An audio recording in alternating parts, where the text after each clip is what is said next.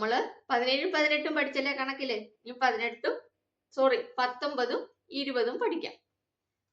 19 എന്ന് പറയുമ്പോ എന്താണ്? 1 9 19 1 9 1 2 3 ലെ 1 2 എന്തൊക്കെ പഠിച്ചു നമ്മള്? 1 2 3 4 5 6 7 8 9 10 പഠിച്ചല്ലേ?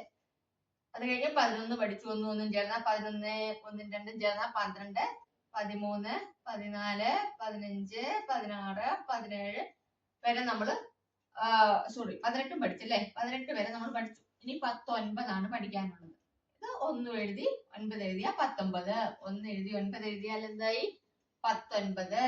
1 എഴുതി 9 എഴുതിയാല് 19. മനസ്സിലായില്ലേ?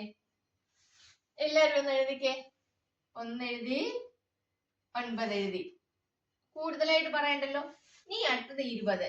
20 എന്ന് പറയുമ്പോൾ നമ്മൾ 1 0 ഇട്ടിട്ടാണ് 10 ആയത് അല്ലേ? 20 എന്ന് പറയുമ്പോൾ 2 0 കൂടി ഇടുക. അപ്പൊ അത് 20 ആകും.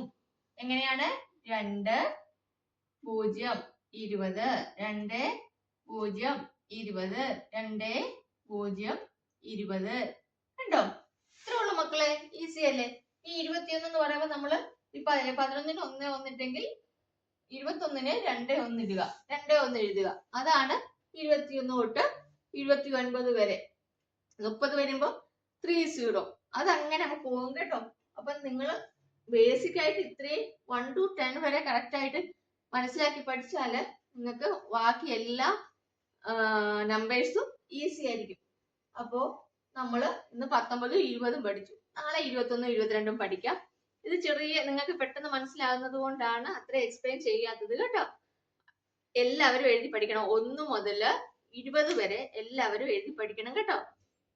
പഠിച്ചെങ്കിൽ അത് കമന്റ് ചെയ്യുക. അടുത്ത ക്ലാസ്സിൽ കാണാം. ബൈ.